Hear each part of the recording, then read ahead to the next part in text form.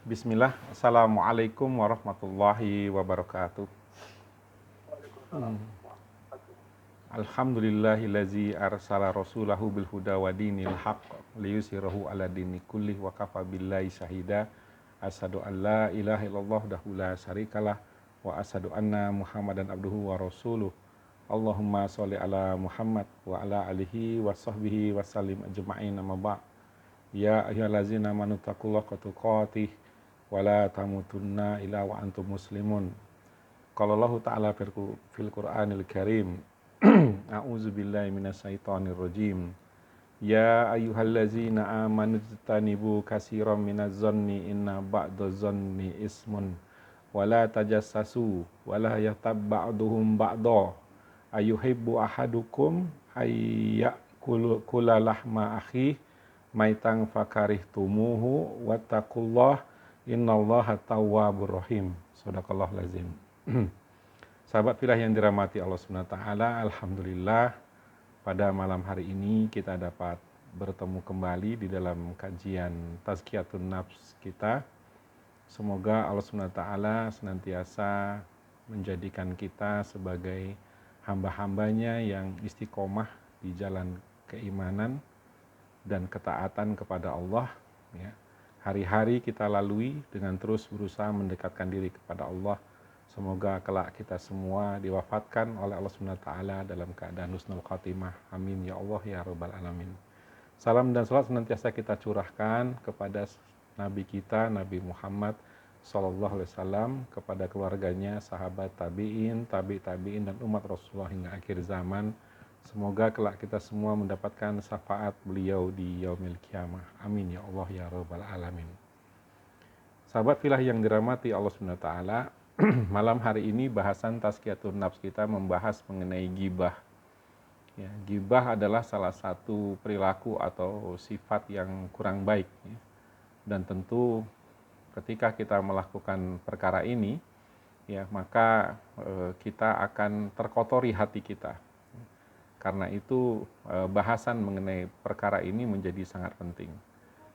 Memang hal ini pernah dibahas dulu ya sebelumnya, sehingga malam hari ini bagi yang sudah pernah mengikuti kajian bertemakan ini, barangkali ini adalah murajaah, ya, tapi tidak ada salahnya, ya, bagi kita semua untuk terus mengulang-ulang materi supaya semakin kuat keyakinan azam di hati kita untuk mengubah, ya, perilaku-perilaku yang bisa merusak kesucian hati kita. Definisi ghibah menurut sabda Rasulullah SAW, ya, adalah engkau menyebutkan bagi saudaramu sesuatu yang tidak ia sukai. Kemudian dikatakan kepada beliau, wahai Rasulullah, bagaimana jika sesuatu itu memang ada pada diri saudaraku tersebut? Beliau bersabda, jikalau yang engkau katakan itu terdapat padanya, maka engkau telah menggibahnya. Ya, itulah yang disebut dengan ghibah. Maka engkau, jikalau yang engkau katakan itu tidak terdapat pada dirinya, maka engkau berarti telah menganiaya atau memfitnahnya. Hadis riwayat Muslim, Ahmad dan At-Tirmidzi, ya. Jadi definisi ghibah itu begitu jelas gitu ya. Ketika kita menyampaikan sesuatu tentang seseorang, ya, di belakang dia, dan kalau dia mendengar apa yang kita katakan itu mengenai keburukannya itu dia tidak suka. Nah, itulah ghibah, ya. Seperti itu, ya. Allah Subhanahu wa taala berfirman dalam surah Al-Hujurat ayat 12, Allah sangat-sangat melarang kita melakukan ghibah. Ya, Allah Subhanahu wa taala berfirman, ya ayyuhallazina amanu jtanibu katsiran minaz zanni inna ba'daz zanni ismun wa la tajassasu wa la yatab ba'dukum ba'dha ayuhibbu ahadukum ayyakula lahma akhihi maitan fakarihtumuhu wattaqullah innallaha tawwabur rahim. Hai orang-orang yang beriman, jauhilah kebanyakan prasangka atau kecurigaan, karena sebagian dari prasangka itu dosa. Dan janganlah mencari-cari keburukan orang, dan janganlah menggunjing satu sama lain. Adakah seorang di antara kamu yang suka memakan daging saudaranya yang sudah mati? Maka tentulah kamu merasa jijik kepadanya. Dan bertakwalah kepada Allah, sesungguhnya Allah maha penerima taubat lagi maha penyayang. Quran Surat Al-Hujurat ayat 12. Ya, di sini peringatan Allah sangat jelas kepada kita semua tentang larangan bergibah. Ya, jangan mencari-cari keburukan orang, jangan menggunjing satu sama lain. Jangan punya prasangka buruk terhadap orang. Ya, dan Allah mengibaratkan orang yang menceritakan keburukan saudaranya itu sama seperti memakan daging saudaranya. Ya, jadi harusnya kita menghindari itu karena sangat menjijikkan gitu, seperti itu. Ya. Rasulullah SAW bersabda yang artinya setiap muslim bagi muslim yang lain, ya, haram darah, harta, dan kehormatannya. Hadis riwayat Muslim. Ya, ghibah adalah satu perilaku yang membuat kita menjatuhkan kehormatan seseorang. Ya, orang itu sudah kita rusak namanya dengan ghibah itu. Ya, Rasulullah SAW juga bersabda yang artinya janganlah kalian saling mendengki, janganlah kalian saling membenci, janganlah kalian saling bersaing, dan janganlah kalian saling membuat makar. Janganlah sebagian kamu menggunjing sebagian yang lain dan jadilah kalian hamba-hamba Allah yang bersaudara. Hadis riwayat Bukhari dan Muslim. Ya, jadi ikhwati filah yang dirahmati Allah Subhanahu wa taala, memang membicarakan kekurangan orang lain itu enak ya. Ya. Ketika kita menceritakan kekurangan orang lain itu seolah-olah kita sempurna. Ya, seolah-olah kita sangat baik, seolah-olah kita nggak ada kekurangannya. Padahal bisa jadi aib-aib kita jauh lebih banyak daripada orang yang kita ceritakan keburukannya. Ya, orang itu ketika membicarakan temannya, membicarakan saudaranya, itu merasa gitu seolah-olah dia lebih daripada orang yang dibicarakan. Ya, jadi sudahlah dosa melakukan ghibah, ya muncul pula nanti sifat sombong, ya, bahwa kita merasa lebih baik daripada saudara-saudara yang kita bicarakan itu. Ya, nah dari Anas radhiyallahu anhu bahwasanya Rasulullah SAW bersabda, pada malam ketika aku melakukan perjalanan malam atau Isra, aku melewati suatu kaum yang mencakar wajah mereka dengan kuku-kuku mereka. Ya, aku bertanya, wahai Jibril, siapakah mereka itu? Jibril menjawab, mereka adalah orang-orang yang menggunjing dan mencela kehormatan orang lain. Hadis riwayat Abu Daud. Jadi balasan bagi orang-orang yang suka melakukan ghibah itu adalah mereka nanti di neraka itu mencakar wajah mereka sendiri dengan kuku-kuku mereka sendiri. Nauzubillah min zalik. Ya, begitu berat konsekuensi melakukan ghibah itu, balasannya dari Allah Subhanahu wa taala. Nah, nasihat dari salafus sholih berkaitan dengan ghibah ini, ya. Mujahid berkata tentang firman Allah dalam Quran surat Al-Humazah ayat 1, ya. Wailul likulli humazatil lumazah, ya. Celakalah bagi setiap pengumpat dan pencela. Ya, Al-Humazah adalah orang yang suka menyakiti orang lain, sedangkan Al-Lumazah adalah orang yang memakan daging manusia, yaitu apa? Yang melakukan ghibah. Ya, jadi yang dibahas dalam Quran surah Al-Humazah ini adalah salah satunya adalah orang-orang yang ya suka menyakiti hati orang lain dan orang-orang yang suka menjatuhkan marwah, martabat orang lain dengan menjatuhkan kehormatannya dengan ghibah. Ya. Ibnu Abbas radhiyallahu anhu berkata, apabila kamu hendak menyebut aib saudaramu, maka ingatlah aib dirimu sendiri. Ya, dengan mengingat aib diri kita sendiri, ya, maka kita hilang selera. Ya, untuk menceritakan keburukan orang lain, karena kita sendiri merasa bahwa aib kita sangatlah banyak gitu. Jadi ya boro-boro untuk mengurusin ya aib orang lain gitu ya. Aib kita sendiri pun terlalu banyak untuk diurusin gitu ya, untuk dirubah gitu. Abu Hurairah radhiyallahu anhu berkata, salah seorang di antara kamu melihat kotoran di mata saudaranya tetapi tidak dapat melihat tangkai di matanya sendiri. Ya, jadi ya inilah kita gitu ya. Jadi kita begitu mudah melihat kelemahan orang lain, tapi begitu sulit untuk menemukan kelemahan yang ada pada diri sendiri. Ya, sesungguhnya kalau kita bisa melihat kelemahan yang ada pada diri kita sendiri, kemungkinan kita akan kehilangan selera untuk ngurusin kelemahan yang ada pada diri orang lain. Ya, jadi kita itu ya seperti memang kalau orang yang suka bergibah itu memang kayak orang nggak ada kerjaan gitu. Ya.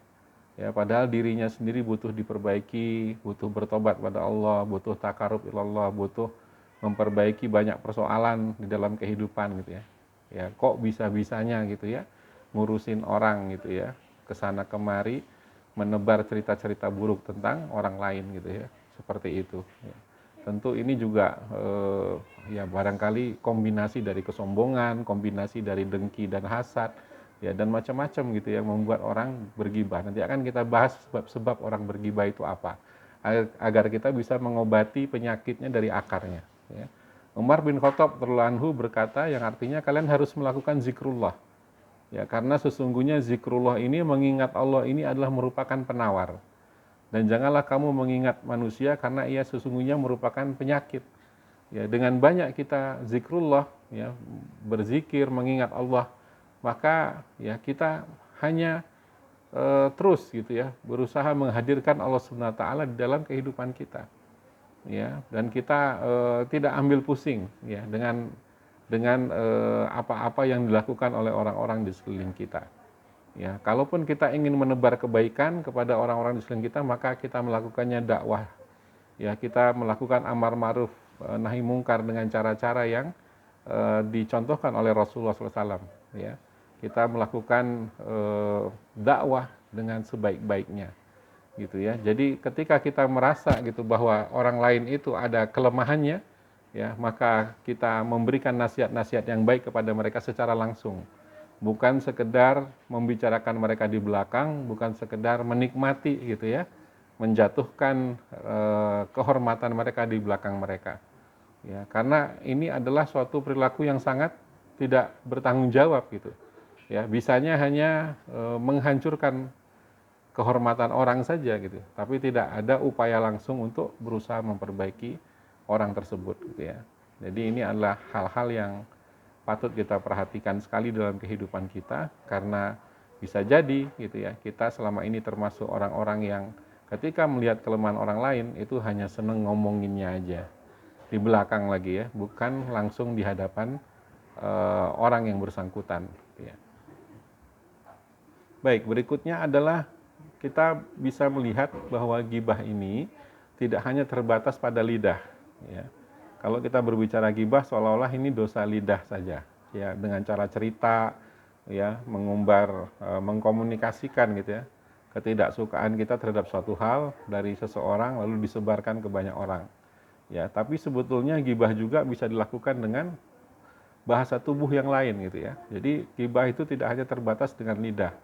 Ada yang menggunakan isyarat, ada yang menggunakan anggukan, ada yang menggunakan picingan mata yang terpicing, ada yang menggunakan bisik-bisik, ada yang menggunakan tulisan, ya, apalagi di zaman era media sosial seperti sekarang ini, ya, kita menulis sesuatu gitu ya, yang langsung gitu ya, orang tuh tahu, oh ini yang dimaksud adalah si ini, gitu ya, seperti itu gitu ya. Ya, meskipun nanti ada rukhsah, ya, ada gibah yang dibolehkan itu seperti apa gitu ya. Nah ini adalah perkara-perkara yang ya tentu kita ya harus tahu benar gitu, mana yang boleh, mana yang nggak boleh gitu ya, seperti itu. Kemudian gerakan tubuh, kemudian menirukan seseorang gitu ya, menirukan seseorang gitu ya. Ya, dan semua hal yang memberi pemahaman tentang apa yang dimaksud, maka ini adalah gibah yang diharamkan, sama dengan halnya gibah yang dilakukan dengan lisan. Ya, jadi ada apa namanya, misalkan kita sedang makan gitu ya dengan teman kita berdua, tiba-tiba ada masuk seseorang yang kita tidak sukai gitu ya. Ya, lalu kita memonyong-monyongkan bibir gitu seolah-olah menghinakan dia gitu ya. Nah, seperti itu, kode gitu ya kepada teman kita. Nah, ini suatu gibah juga. Padahal nggak bicara, tapi dengan bahasa tubuh kode itu menunjukkan kita benci sama orang itu, ya. Dan secara nggak langsung itu juga suatu bentuk gibah. Jadi hati-hati dengan kode-kode, ya, bahasa-bahasa tubuh yang mengarah kepada gibah, itu pun termasuk gibah, ya. Atau meniru orang-orang untuk mengejek mereka gitu ya, itu juga termasuk gibah. Ya, nah, kemudian selain itu juga ada gibah dengan hati. Apa gibah dengan hati itu? Gibah dengan hati itu adalah berburuk sangka kepada orang lain dengan hati kita. Sebagaimana kita diharamkan ya untuk menyebut keburukan orang lain, maka demikian pula kita diharamkan untuk berburuk sangka kepada orang lain, suuzon ya. Jadi menilai dengan hati keburukan orang lain itu termasuk prasangka. Kecuali hanya bersifat lintasan hati atau keraguan hati, itu masih dimaafkan gitu ya. Ya, ini orang kayak jujur nggak ya? Nah, ini cuma lintasan hati gitu ya. Tapi kalau sudah melaknat, mengutuk gitu ya, padahal ini baru dalam bentuk suuzon gitu ya, buruk sangka gitu ya. Padahal belum pasti dia melakukan kesalahan atau dosa. Ya, nah ini adalah suatu perkara yang sangat-sangat buruk gitu ya. Kita menuduh seseorang tanpa bukti gitu ya, lalu kita memendam kebencian di dalam hati gitu. Seperti itu. Ya, prasangka adalah sesuatu yang sudah mantap di jiwa kita atau itulah kecenderungan hati kita. Ya, kalau sudah benci terhadap seseorang, ya terus gitu, benci itu terbawa, ya, dan sudah mantap gitu di hatinya. Ya, meskipun itu belum bisa dibuktikan. Ya, Allah SWT berfirman dalam Quran surah Al-Hujurat ayat 12 itu, yang tadi dibacakan di awal, hai orang-orang yang beriman, jauhilah kebanyakan dari prasangka. Sesungguhnya sebagian prasangka itu adalah dosa. Ya, jadi berprasangka buruk pun itu sudah dosa. Ya, nah buah dari prasangka ini adalah tajasus. Ya, jadi orang yang berprasangka biasanya akan mencari-cari kesalahan orang yang dia berprasangka terhadapnya. Ya, karena apa? Karena hatinya tentu tidak merasa puas gitu ya, hanya dengan prasangka, maka dia akan mencari pembuktian dengan mencari-cari kesalahan orang. Dikorek-korek gitu ya, dia kepoin tuh ya orang-orang yang menurut dia bermasalah seperti itu. Ya, dan akhirnya ya dengan asumsi-asumsinya, dengan persepsi-persepsinya, dia semakin membenarkan gitu apa yang menjadi prasangkanya itu, seperti itu.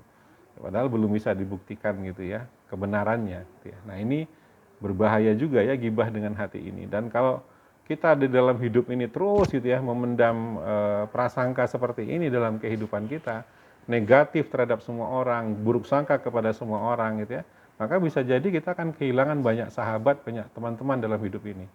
Ya, bahkan kita bisa kehilangan pasangan hidup kita kalau terlalu berprasangka buruk kepada mereka gitu ya. Seperti itu. Negatif terus memikirnya gitu ya. Jadi harus hati-hati sekali ya. Nah, sahabat filah, ikhwati filah yang dirahmati Allah Subhanahu wa taala, bagaimana Rasulullah SAW kalau membahas kekurangan dari orang-orang ya. Tentu kan beliau sebagai nabi dan rasul sangat mengetahui gitu ya, bahwa ada orang-orang tertentu dengan perilaku-perilaku tertentu yang menurut beliau nggak tepat gitu ya. Nah, bagaimana cara beliau mengungkapkan hal ini sehingga para sahabat salafus soleh bisa mendapatkan pelajaran dari beliau. Ya, nah biasanya Rasulullah SAW apabila tidak menyukai sesuatu dari seseorang, beliau berkata, mengapa ya ada orang-orang yang mengatakan begini dan begitu. Nah, seperti itu.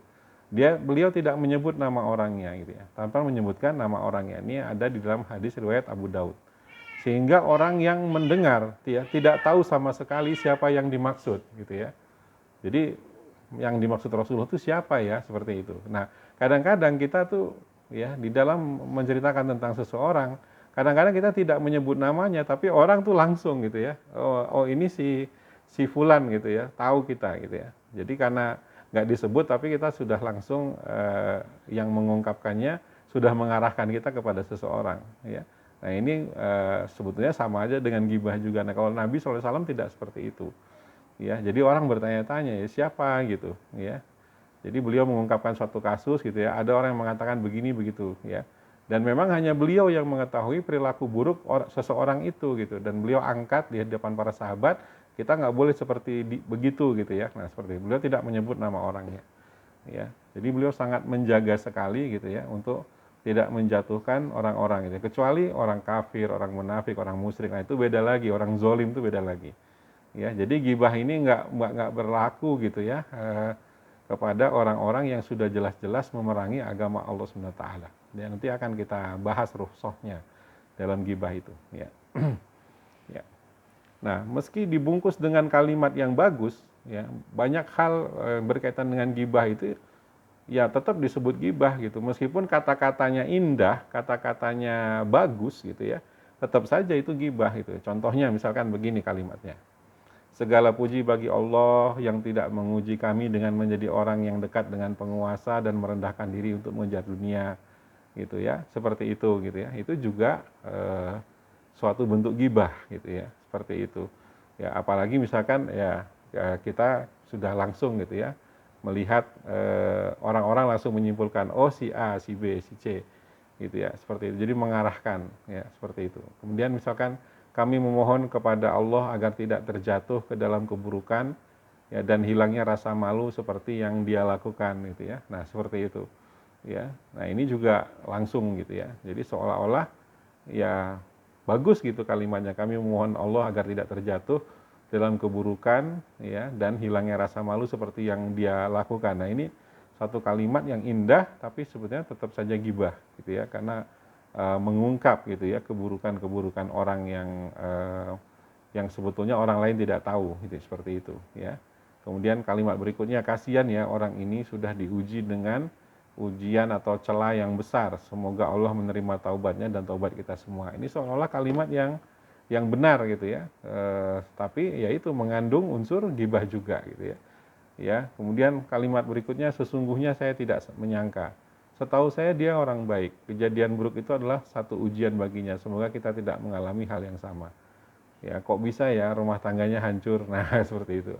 Akhirnya orang penasaran kan, wah siapa nih ya gitu ya. Kalimat awalnya bagus, indah gitu, tapi ujung-ujungnya ya akhirnya terjatuh juga ke dalam menceritakan suatu kejadian yang kalau orang yang mendengarnya itu tahu kita ngomong seperti itu, kemungkinan akan marah. Apalagi kalau dia sahabat kita, sahabat yang selama ini dia merasa bahwa kita itu adalah sahabat yang bisa dipercaya gitu ya, untuk dia curhat, untuk dia menceritakan permasalahan-permasalahan kehidupan pribadinya kepada kita, lalu gara-gara kita ya kita sebarkan tuh masalahnya sehingga semua orang tahu akan masalah dirinya gitu ya. Ini jadi problem gitu ya. Ya, kecuali kita hanya melokalisasi pembicaraan itu yang mencari jalan keluar nih. Ini kita punya teman kayak gini nih. Ya, apa yang bisa kita lakukan ya untuk mengubah dia atau untuk membantu dia kembali ke jalan yang benar gitu ya. Kita diskusi dan memang tujuannya betul-betul untuk mencari solusi, bukan untuk menyebarkan keburukan itu ke banyak pihak gitu ya. Makanya teman diskusi juga harus ya benar-benar terpercaya gitu ya. Kalau di perusahaan ya, kita misalkan bekerja di bagian HRD atau kita sebagai pimpinan atau leader gitu ya, maka ya pasti kita akan menghadapi di mana ada situasi kita harus mengubah seseorang yang perilakunya bermasalah. Karena itu orang ini tentu akan diceritakan gitu ya, kasus per kasusnya seperti apa gitu ya, lalu dibuat rencana bagaimana kira-kira pendekatan approach kita untuk mengubah orang ini supaya menjadi lebih baik ya. Nah, ini tentu suatu gibah yang ada rukhsah di situ. Jadi kita punya tujuan kita ngomongin orang di situ memang untuk mendapatkan fatwa ya, dan juga solusi ya, strategi-strategi untuk menghadapi masalah tersebut itu harus bagaimana gitu ya. Nah, ini sesuatu yang boleh ya, kecuali hanya ya kita nyeritain keburukan teman sekantor di jam makan siang gitu ya, jelek-jelekin atasan, jelek-jelekin teman sekantor untuk ngejatuhin dirinya gitu ya.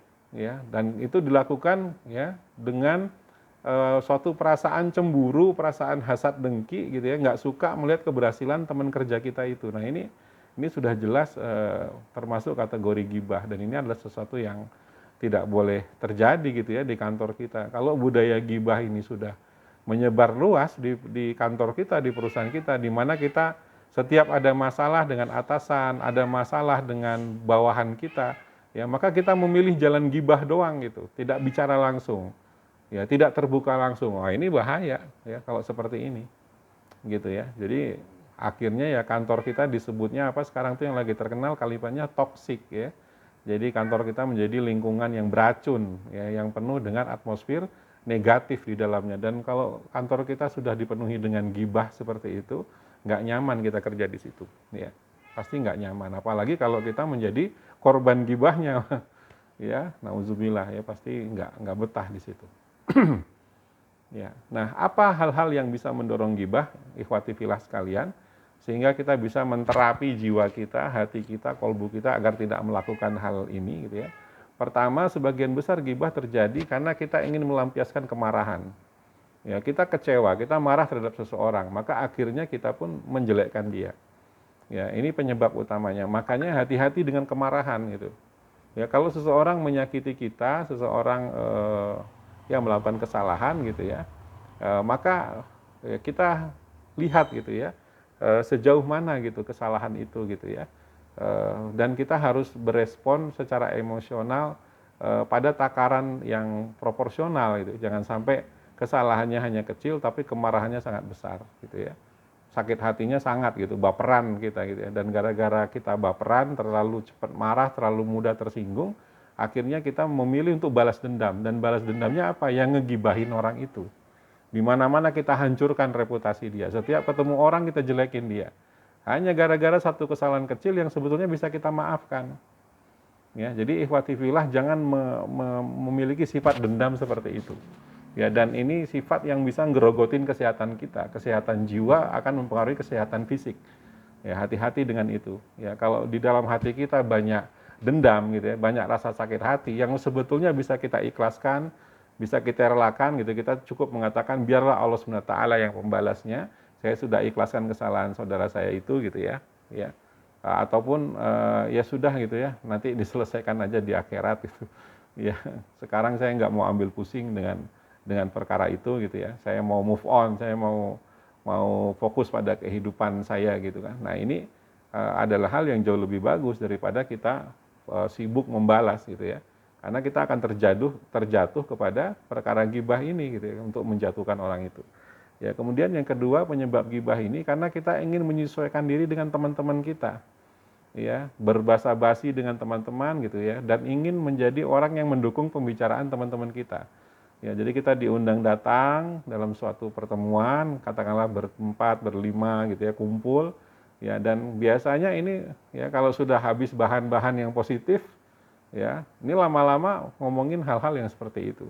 Ngomongin orang jatuhnya gitu ya. Makanya pastikan gitu ya kalau ngumpul tuh kita ngobrolin apa gitu ya. Ya, apa yang mau dibahas gitu. Kalau sudah selesai ya bubar gitu ya. Jangan terlalu banyak bicara.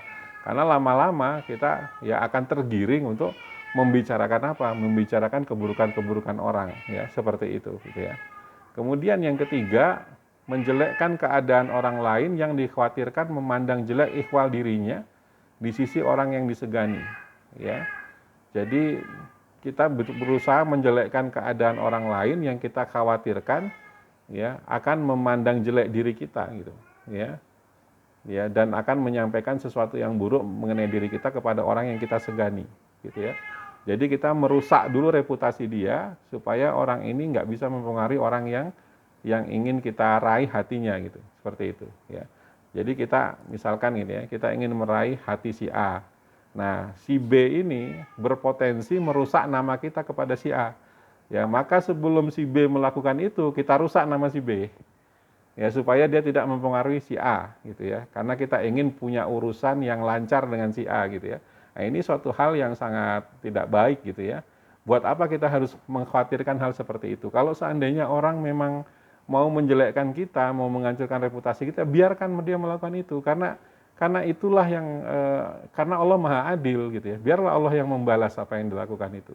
Kita nggak perlu melakukan hal seperti itu gitu ya. Untuk antisipasi kita jelekin dulu. Jadi hidup ini capek gitu. Ya, kalau kita hanya ngurusin perkara-perkara kayak gini tuh capek sekali kita gitu ya. Jadi kayak drama hidup tuh ya. Ya kayak sinetron gitu. Ya, terus mikirin bagaimana nih jatuhin orang, bagaimana membalas, bagaimana membuat orang itu nggak punya pengaruh sama sekali. Ya, kita main trik, main politik, main apalah gitu ya supaya ya kita aman gitu. Seperti itu sebenarnya nggak mungkin kita bisa selamat dari yang namanya orang-orang yang berusaha jatuhin reputasi kita, nggak mungkin ya. Mau sebaik apapun kita menjaga reputasi kita, kehormatan kita, ya tetap akan ada orang-orang yang membenci kita gitu ya. Ya, tetap banyak orang-orang yang tidak suka kepada kita. Tidak mungkin bagi kita untuk membuat semua orang itu senang sama kita, nggak mungkin ya. Rasulullah SAW saja yang menjadi suri tauladan terbaik dalam hidup kita, manusia terbaik dalam yang pernah lahir ke atas muka bumi ini, pembencinya sangat banyak sekali gitu, apalagi kita. Ya, jadi jangan khawatir gitu ya terhadap para haters ya, orang-orang yang nggak suka dengan kita, nggak usah khawatir, nggak usah mikirin mereka gitu ya. Jadi sahabat fillah yang dirahmati Allah Subhanahu wa taala, nggak usah kita menggibahi orang hanya untuk supaya kita disukai sama orang lain. Aduh, jangan. Ya, berbuat dosa hanya untuk supaya kita bisa terjaga, jangan gitu ya. Nggak usah lah gitu ya, nggak usah dibalas gitu ya. Karena melelahkan hidup seperti itu tuh ya. Kemudian yang keempat, penyebab gibah itu keinginan cuci tangan dari perbuatan yang dinisbatkan kepada dirinya. Ya, jadi orang bergibah itu takut gitu ya. orang semua menatap kepada dirinya dan menyalahkan dirinya. Akhirnya dia nyalahin dulu orang lain. Gitu ya. Nah, ini sering nih yang namanya melempar kesalahan ini ya, banyak terjadi di lingkungan kita ya. Bahkan anak-anak kita sejak kecil pun sudah belajar seperti itu kadang-kadang. Ketika kita memarahi, menegur anak kita bukannya malah menyadari kekeliruannya, kadang-kadang mereka malah menyalahkan saudaranya. Ya, seperti itu. Jarang gitu ya, orang tuh kalau dikasih tahu tentang kesalahannya, mereka langsung nerima itu memang salahnya dia dan dia meminta maaf atas kesalahan itu. Seringkali orang tuh kalau disalahkan, nyalahkan lagi orang lain gitu ya. Padahal orang yang lain itu belum tentu salah gitu ya, baik-baik aja gitu ya. Dan dia rela gitu merusak reputasi orang lain demi supaya seolah-olah kesalahan itu bukan dia yang melakukan ya, atau dia ingin membersihkan dirinya dari kesalahan. Kalau kita dipimpin oleh orang-orang kayak gini di dalam kehidupan kita, ya menyedihkan memang gitu ya. Gitu ya. Ketika kita berprestasi gitu ya, maka si pemimpin ini akan mengatakan, "Oh iya, ini karena saya melakukan ini itu, makanya tim saya bagus," gitu kan. Seperti itu. Tapi begitu tidak achieve target ya, kita jeblok gitu ya, tim yang kita pimpin kinerjanya buruk gitu ya, maka pemimpin kita pun akan langsung mengatakan, memang tim saya nggak becus kerja. Mereka terdiri dari orang-orang yang nggak disiplin, orang-orang yang ya pokoknya parah aja lah kondisi mereka gitu. Nah, dijelek-jelekin sama pemimpinnya. Nah, kalau kita dipimpin sama orang kayak gini di kantor, pasti akan sedih sekali gitu ya. Karena pemimpin kita tuh ya orang yang ingin mengambil keuntungan gitu ya dari keberhasilan kita. Ya, dan berlepas diri, berlepas tangan ketika kita gagal, hancur gitu ya, mereka jelekin dan nyalahin kita. Ya, nah ini ya nggak nyaman ya kalau punya pemimpin seperti ini. Harusnya pemimpin itu baik buruknya tim, ya sukses tidaknya tim dia tanggung jawab gitu. Ya kegagalan tim itu kegagalan dia gitu. Ya keberhasilan tim itu keberhasilan dia gitu. Ya jangan cuma mau ngambil berhasilnya aja gitu ya. Seperti itu. Kemudian yang kelima, membanggakan diri dengan cara menjatuhkan orang lain. Oh, ini banyak sekali. Ya, membanggakan diri dengan menjatuhkan orang lain, ya. Orang-orang yang berprofesi sebagai konsultan, coach, trainer kayak saya gini nih, gitu ya. Untuk menjual jasanya kadang-kadang dia memilih cara-cara kotor seperti ini. Dia jatuhkan kompetitor, kekurangannya apa, biar kliennya beli dari dia, gitu ya. Nah, ini adalah salah satu hal yang sangat tidak beretika gitu ya. Jadi kita nggak boleh seperti ini gitu ya. Paling kita menawarkan solusi gitu ya yang memang dibutuhkan oleh klien kita. Nggak usah dengan menjelekkan kompetitor gitu ya. Ketika kita menjual katakanlah kecap, produk kecap, jangan jelekin kecap lain gitu. Ya, jadi jangan pakai cara-cara seperti itu untuk berdagang. Ya, Rasulullah nggak pernah seperti itu.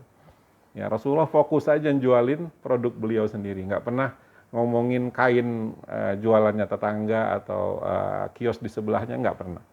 Ya, Rasulullah fokus aja menjual produk beliau sendiri. Ya, ini grade A harganya segini, ini grade B ada cacatnya harganya segini. Beliau seperti itu. Ya, nggak pernah mengatakan kain saya lebih bagus daripada toko sebelah, itu nggak pernah.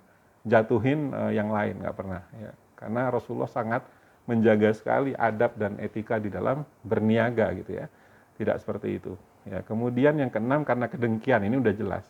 Orang dengki pasti akan selalu menjatuhkan orang yang dia nggak suka gitu kan.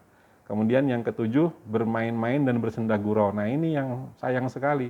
Gibah ini kan dosa besar ya, dan dia melakukannya hanya untuk bersenang-senang, having fun gitu.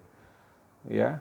Jadi untuk seru-seruan dengan kawan-kawannya pas ngobrol kumpul gitu. Ya, jadi kita itu sebetulnya daripada kita ngumpul ketawa-ketawa sama teman kita, ngobrolin orang lain gitu ya, lebih baik nggak usah ketemu teman kita. Jauh lebih baik. Lebih baik mengurung diri aja di rumah, dianggap nggak gaul, dianggap kurang apa namanya bersosialisasi. Lebih baik seperti itu daripada apa? Daripada kawan-kawan kita setiap ngumpul tuh gosip, gitu ya. Bayangkan gitu ya. Ya.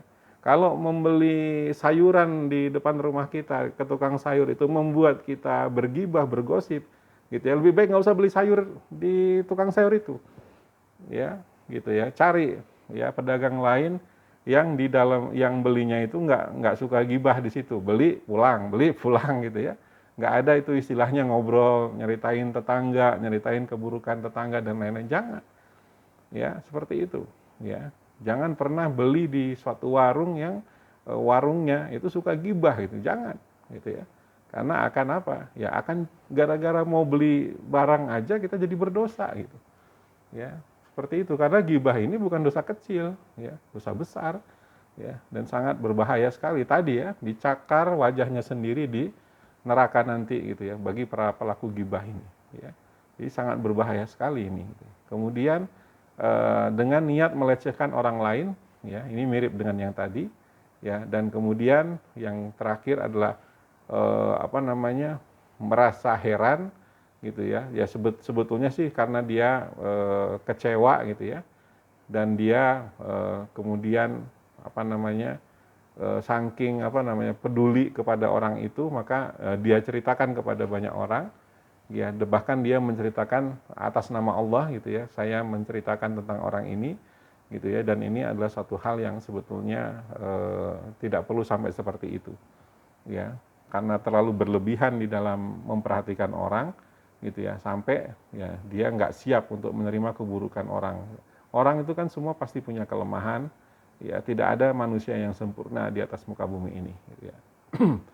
Ya, nah, cara mengobati penyakit gibah ini ya berarti yang pertama adalah mengetahui bahwa gibah ini dapat mendatangkan murka Allah, ya.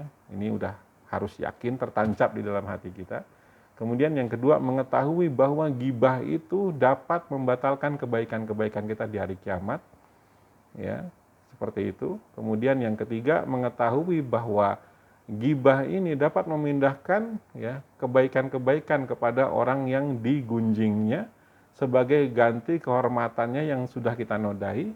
Dan jika kita tidak memiliki kebaikan yang bisa dialihkan, maka keburukan orang yang kita gunjing, kita gibahin itu akan dialihkan kepada diri kita. Ya, nauzubillah, ini tentu suatu hal yang sangat merugikan sekali. Ya, sudahlah pahala kita sedikit gitu ya. Ya, dikasih kepada orang lain gitu, ya. Dan kalau ternyata nggak ada gitu ya, kebaikan yang bisa dialihkan kepada orang lain itu, maka dosa orang lain itu kita yang nanggung. Ya Allah ya Rob, ini suatu kerugian dan kebangkrutan yang sangat luar biasa. Ya, ini harus dicamkan sekali dalam diri kita, harus kita imani sekali. Ya, bahwa orang yang bangkrut itu salah satunya adalah orang yang banyak menceritakan keburukan orang lain. Ya. Kemudian yang berikutnya adalah meyakini berbagai nas tentang bahaya gibah. Kemudian yang kelima, lebih banyak merenungkan tentang kelemahan dan cacat diri kita sendiri. Ya, insya Allah dengan memperhatikan diri kita sendiri, hal-hal yang menjadi aib kita, kekurangan kita sendiri, ya maka kita akan menjadi orang yang ya hilang selera kita untuk ngomongin aib-aib orang. Ya, kemudian yang keenam, ya merasakan sakit hatinya orang yang digunjing, sebagaimana sakitnya hati kita sendiri kalau seandainya kita diomongin orang lain itu gimana rasanya. Ya, dalam hubungan antar manusia berlaku satu prinsip yang sangat mendasar, ya. Perlakukanlah orang lain sebagaimana kita ingin diperlakukan. Ya, kalau kita ingin dihormati orang lain, maka hormati orang lain. Ya, kalau kita merasa bahwa kita sakit hati kalau digibahin orang lain, maka jangan menggibah orang lain. Gitu ya. Jadi kalau kita ingin orang baik kepada kita, maka berbuat baiklah kepada orang lain. Jadi tindakan orang lain kepada kita itu sangat bergantung pada apa? Pada kebaikan-kebaikan kita pada orang lain. Ya, kalau kita hobinya atau kesukaannya adalah menjatuhkan orang lain, ya wajar gitu ya. Akhirnya kita pun akan banyak dijatuhkan oleh orang lain. Ya. Nah, apakah ada rukhsah ya, ada keringanan, apakah ada gibah yang dibolehkan gitu ya? Dalam Islam itu tentu ada gitu ya. Ada kondisi-kondisi tertentu di mana gibah ini menjadi hal yang dibolehkan. Pertama adalah ketika kita mengadukan kezoliman. Ya, jika seseorang telah mendapatkan perlakuan zolim, maka ia bisa mengadukan kepada pihak yang berwenang untuk mendapatkan keadilan. Ya, maka ketika dia mengadu itu dia tidak mendapatkan dosa gibah. Ya, jadi segala bentuk kezoliman itu boleh dilawan, boleh diadukan, ya boleh dilaporkan ke hakim, ke pengadilan untuk mendapatkan keadilan. Ya, jadi jangan ini zolim gitu, tapi kita kan nggak boleh gibah gitu ya, udah deh diem aja gitu. Ya jangan gitu ya, harus dilawan. Ya, kalau kita mampu amar ma'ruf nahi mungkar lakukan, karena ini kezaliman yang nyata gitu ya. Seperti itu. Kemudian yang kedua, gibah ini menjadi sarana ya untuk mengubah kemungkaran dan mengembalikan orang yang bermaksiat ke jalan yang benar. Ya, seseorang diadukan keburukannya kepada orang yang dianggap bisa memperbaiki, lalu ditegurlah orang yang berbuat kesalahan itu dan akhirnya mau merubah perilakunya. Ya, misalkan gini, kita punya teman, ya teman kita ini punya anak remaja. Anak remajanya ini kita lihat gitu perilaku berpacarannya misalkan itu sudah di luar batas, ya, dan kita menangkap basah anaknya teman kita ini di luar rumahnya sedang pacaran lah gitu ya sama lawan jenisnya. Lalu kita bilanglah sama ayah ibunya gitu ya, demi kebaikan anak ini gitu. Pak gitu, Bu, anak Bapak ini udah parah sekali saya lihat. Saya ketemu mereka di jalan sedang wah gitu ya, sudah kayak suami istri gitu, peluk-pelukan gitu ya sama pacarnya gitu ya. Langsung orang tuanya kaget gitu kan. Oh iya, di mana Ustadz Bambang melihatnya gitu ya. Nanti akan saya tegur anak saya. Nah, ini berharap bahwa dengan disampaikannya hal ini ada perubahan nanti di anaknya itu seperti itu. Ya, mungkin dia selama ini berbuat seperti itu karena yakin orang tuanya nggak tahu, gitu ya, seperti itu. Maka tugas kita adalah di sini menceritakan itu adalah hal yang boleh, gitu ya, untuk mencegah dia nggak melakukan itu lagi, gitu ya, seperti itu. Kemudian yang ketiga dalam rangka meminta fatwa ini boleh. Ya, jadi kita minta nasihat, minta fatwa, solusi syariah berkaitan dengan masalah yang kita hadapi. Sebagaimana diriwayatkan dari Hindun binti Utbah bahwa ia berkata kepada Rasulullah SAW, kata beliau, ya konsultasi ke Nabi SAW, sesungguhnya Abu Sufyan, suaminya itu ya, adalah seseorang yang pelit ya Rasulullah, dia tidak memberikan anakku dan aku nafkah yang cukup. Apakah aku boleh mengambil tanpa sepengetahuannya? Ini pertanyaan dari Hindun gitu ya. Kemudian Nabi SAW bersabda, ambillah apa yang mencukupimu dan anakmu dengan cara yang baik. Hadis riwayat Bukhari dan Muslim. Jadi menceritakan keburukan suami atau istri untuk mendapatkan nasihat atau fatwa ini boleh. Ya, makanya nanti hati-hati juga menceritakan keburukan suami atau istri kepada sembarang orang. Bukan untuk minta pandangan syar'inya, bukan untuk meminta solusi yang benar gitu ya atas permasalahan rumah tangga kita. Asal cerita doang gitu ya ke teman-teman kita. Nah, ini salah. Ya, karena belum tentu mereka bisa membantu kita gitu ya. Mereka sendiri aja bingung dengan masalah rumah tangganya, kita malah nanya ke mereka. Ini tentu bertanya kepada orang yang salah. Ya, kalau bertanya harus kepada orang yang benar. Kemudian yang keempat, memperingatkan orang muslim dari keburukan. Apabila Anda melihat seorang ahli fikih mendatangi seorang ahli bid'ah atau orang yang fasik, ya, atau orang munafik gitu ya, ya, dan Anda khawatir dia terkontaminasi dengan kemunafikannya orang yang didatangi itu, maka Anda atau kita boleh mengungkapkan keburukan orang munafik itu. Ya, tapi pastikan tujuan kita memang hanya itu. Ya, mohon maaf saya minum sebentar. Bismillah. Assalamualaikum. Ya, ya, jadi boleh kita menceritakan ya kemunafikan dari orang tersebut. Ya, karena kita udah tahu bahwa ini adalah orang munafik, hati-hati bergaul dengan dia. Atau misalkan kita tahu itu orang sesat. Ya, bahwa dia mengaku Islam padahal sebetulnya dia bukan Muslim. Akidahnya udah belok. Akidahnya udah salah, dan ada teman kita gitu ya, mau ketemu dia, mau ya mungkin ngobrol-ngobrol atau menjalin silaturahim dan lain-lain, maka kita ingatkan itu boleh. Ini bukan gibah yang dilarang ya, malah justru sangat dianjurkan. Ya, jadi kasih tahu teman kita itu orang hati-hati, dia alirannya agak nyeleneh gitu ya, akidah Islamnya bermasalah. Atau jangan undang orang ini untuk mengisi di kajian kita gitu ya, karena ada beberapa pemahaman soal akidah yang nggak tepat gitu ya, nggak sesuai ya dengan pemahaman Ahlussunnah wal Jamaah misalkan seperti itu ya. Ini boleh ya, jadi memperingatkan seseorang ya.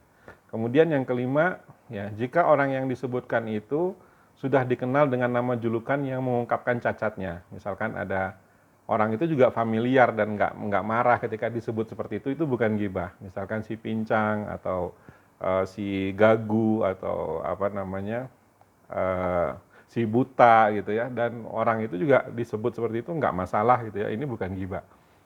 Ya, jadi ini sesuatu yang boleh sebagai julukan yang membedakan seseorang dengan seseorang yang lain gitu ya, seperti itu. Ya, ini bukan ngejelekin orang di belakangnya gitu ya, seperti itu. Kemudian yang keenam, jika orang yang disebutkan memang melakukan kefasikan secara terang-terangan. Jadi dia melakukan kemaksiatan secara terang-terangan. Nah, ini boleh diomongin ya, digibahin itu boleh. Ya, misalkan ada orang terbukti dia tuh banci ya, atau dia tuh homoseks gitu ya, seperti itu ya, LGBT lah seperti itu ya. Nah, ini harus disebarkan ya, hati-hati dengan orang ini ya, dia LGBT ya, jauhi gitu ya, nanti Anda tertular penyakitnya ya, seperti itu ya. Atau misalkan ada orang yang memiliki tempat pelacuran atau ada suatu tempat yang memang itu ya sudah terbukti memang itu tempat pelacuran, maka ini harus tersebar di masyarakat ya, hati-hati jangan ke situ, itu tempat pelacuran ya. Atau peminum khamar yang terang-terangan ya, orang yang suka minum-minum gitu ya, memabukkan secara terang-terangan, ini harus disebarkan ke masyarakat ya, kasih tahu ke anak-anak kita ya, jangan bergaul dengan dia gitu ya gitu, seperti itu. Atau orang-orang yang senang berzina ya, dan pelaku-pelaku kefasikan lainnya macam-macam, narkoba apa dan lain-lain gitu ya, ini harus dikasih tahu ke orang. Atau dia seorang penipu ya, seorang pendusta. Jadi siapapun yang berurusan bisnis dengan dia pasti ketipu, pasti uangnya akan dibawa lari, pasti nggak akan dikembalikan, pasti akan hilang gitu ya uangnya. Kasih tahu tuh ke banyak orang gitu ya, untuk tidak berurusan dengan orang itu gitu. Itu boleh, itu bukan ghibah gitu ya. Jadi banyak kan orang-orang seperti ini yang punya modus gitu ya, ketika ada orang yang udah percaya sama dia, nah udah dikerjain sama dia, ditipu ya, seperti itu ya. Al-Hasan berkata, 3 orang yang tidak ada ghibah pada mereka, ya, yaitu pengumbar hawa nafsu, ya, kemudian orang fasik yang melakukan kefasikannya secara terang-terangan, ya, dan kepada pemimpin yang durhaka. Ya. Jadi pemimpin yang durhaka, pemimpin yang mengakali ayat-ayat Allah, pemimpin yang suka menipu, pemimpin yang suka melakukan kezoliman, ini boleh digibahi. Ya. Ya, boleh diceritakan gitu ya. Agar apa gitu ya? Agar banyak orang yang tahu gitu ya kualitas pemimpinnya gitu ya, dan akhirnya memilih pemimpin yang lain yang jauh lebih baik, jauh lebih berkualitas ya. Jadi hati-hati nih para pejabat ya, hati-hati para penguasa gitu ya, karena ketika kita melakukan keburukan ya, maka rakyat ya akan menyebarkan keburukan itu gitu ya, agar ya banyak masyarakat yang tidak tertipu dengan para pejabat tersebut gitu ya, seperti itu ya. Atau misalkan anggota legislatif, anggota dewan gitu ya, seperti itu ya. Masyarakat tidak akan percaya lagi untuk menitipkan suaranya kepada mereka yang jelas-jelas gitu ya, banyak melakukan dusta dan kebohongan kepada masyarakat gitu ya. Jadi orang-orang yang memilih dia itu dibohongin gitu ya. Nah, ini pasti akan tersebar ya di masyarakat gitu ya, berita kebohongan ini ya. Dan ini adalah sesuatu hal ghibah yang dibolehkan gitu ya, karena kita tentu menginginkan pemimpin yang baik gitu ya, yang memimpin di tengah-tengah kita ya. Ya. Lalu apa kafarat ghibah? Ya, kalau kita memiliki dosa ghibah, kita harus bagaimana gitu ya. Pertama adalah tentu bertobat kepada Allah dan menyesali perbuatan kita sehingga kita terbebas dari hukuman Allah. Ingat ya, tobat nasuha.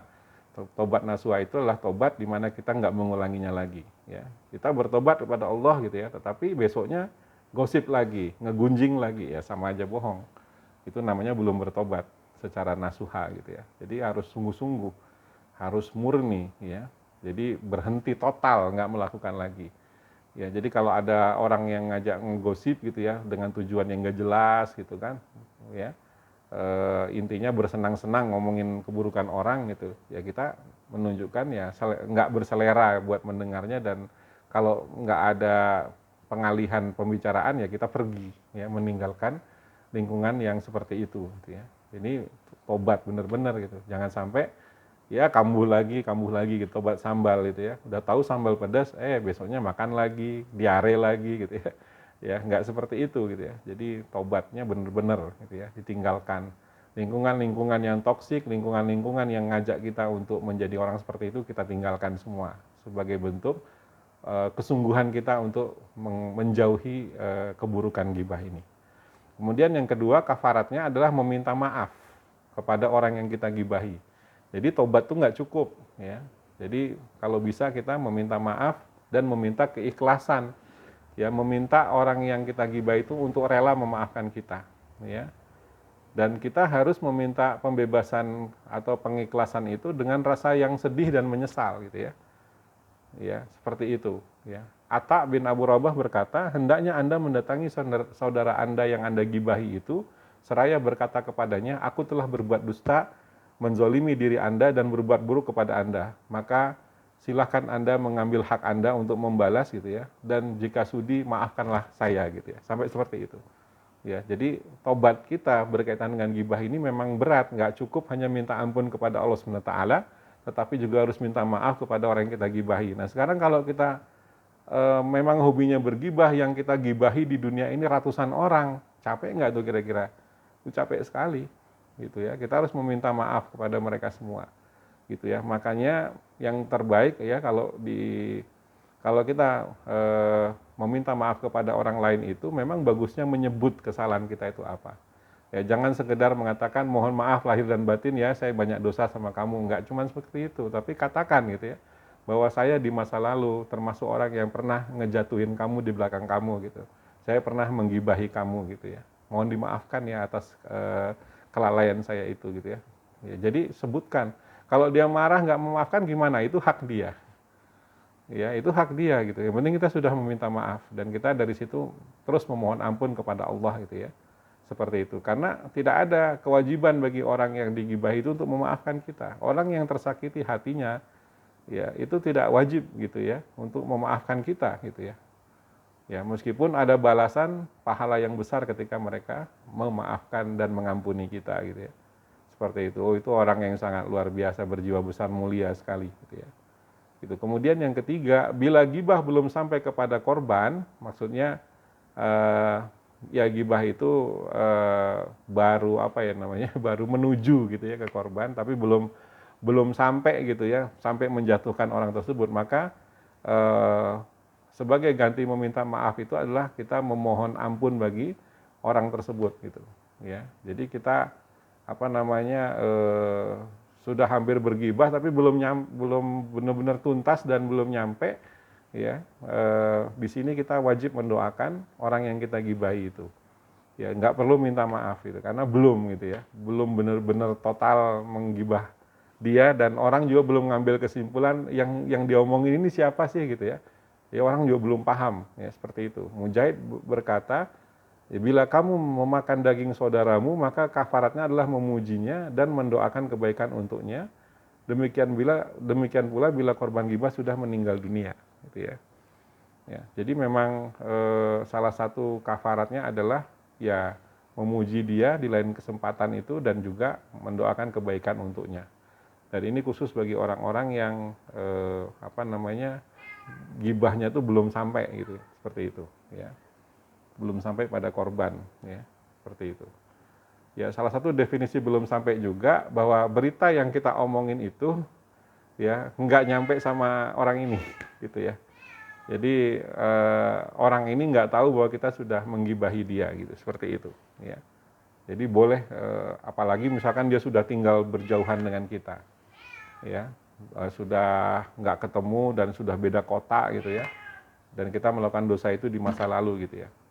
Rasulullah SAW bersabda yang artinya siapa yang memiliki tuntutan kezoliman dari saudaranya menyangkut kehormatan atau harta, maka hendaklah ia meminta pembebasannya sebelum datang hari di mana tidak ada dinar ataupun dirham, yaitu hari kiamat.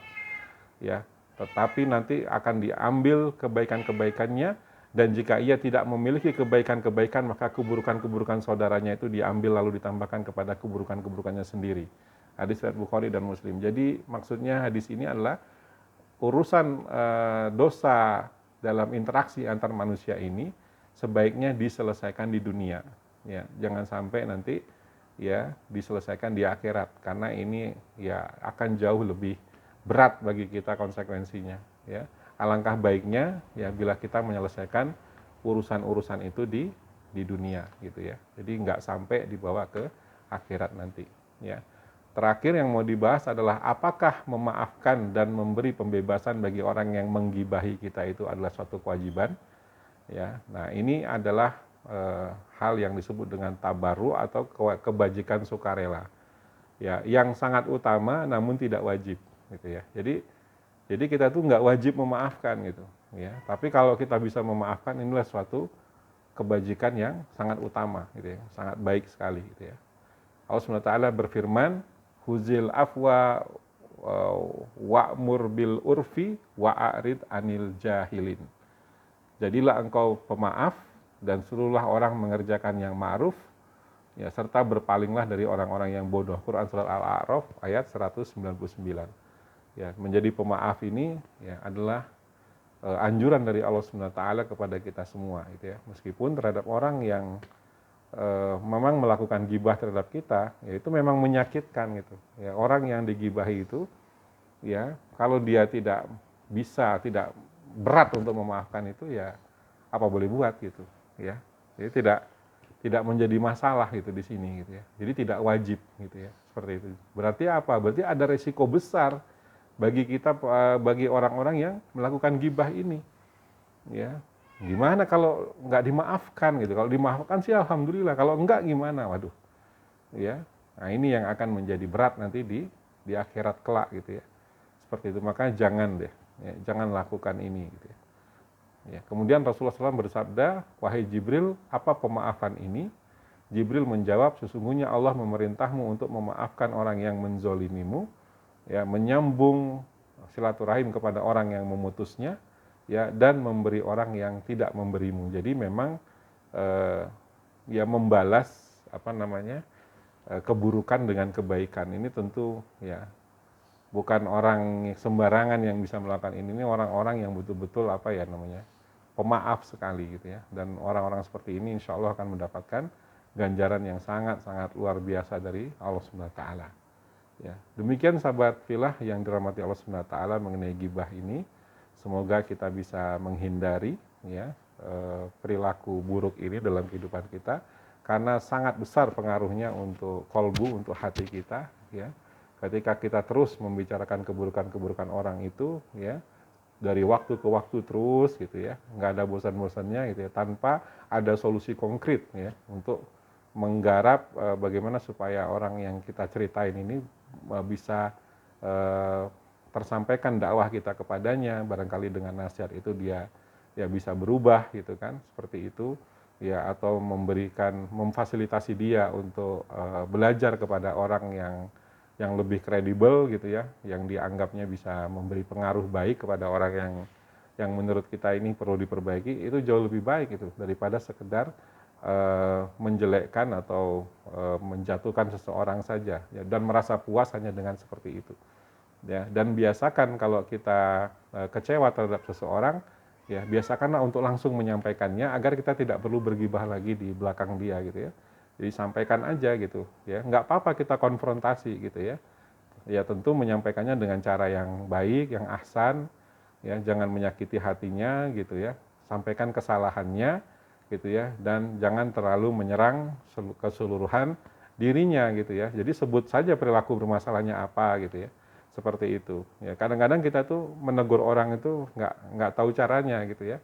Kesalahannya hanya satu perilaku gitu, tapi yang dijelekin tuh seluruh orangnya gitu ya, seperti itu. Contoh misalkan, kalau ada karyawan sering terlambat datang ke kantor, pemimpin itu jangan mengatakan gitu ya, saya paling tidak suka dengan kamu gitu ya, kamu adalah orang yang sangat tidak komitmen. Nah ini kan berarti apa?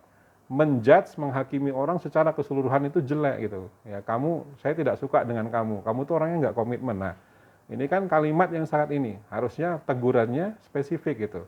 Saya lihat kamu bulan ini udah terlambat 2 kali gitu, ya. Ini kenapa terjadi? Nah, seperti itu. Ya, jadi negurnya itu langsung pada perilaku yang bermasalahnya apa, gitu ya. Dan jangan sampai gara-gara 2 kesalahan ini kita menutup mata kita atas kelebihan-kelebihan dia yang lain gitu, dengan menyebut dia nggak komitmen, dengan menyebut dia tuh buruk sekali gitu ya, seolah-olah kesalahannya itu tidak bisa dimaafkan lagi gitu. Jangan.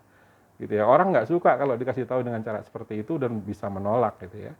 Dan itu sangat menyakitkan gitu. Jadi kalau bisa sebutkan kesalahannya, lalu kasih kesempatan untuk mengkoreksi atau memperbaiki kesalahannya itu di masa mendatang. Ya seperti itu gitu. Jadi nggak usah terlalu emosional gitu ya. Dan yang lebih buruk lagi tentu adalah orang yang nggak berani negur orang gitu ya. Ya sudah jelas orang ini berbuat salah, ya dia nggak berani menegurnya, dia hanya ngomongin di belakang, ini jauh lebih buruk lagi. Ya, jadi marilah kita rubah sifat-sifat seperti ini terhadap anak kita, terhadap istri kita.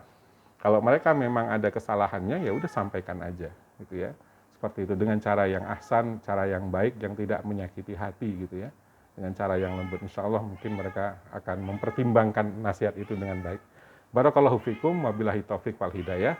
Wassalamualaikum warahmatullahi wabarakatuh. Waalaikumsalam.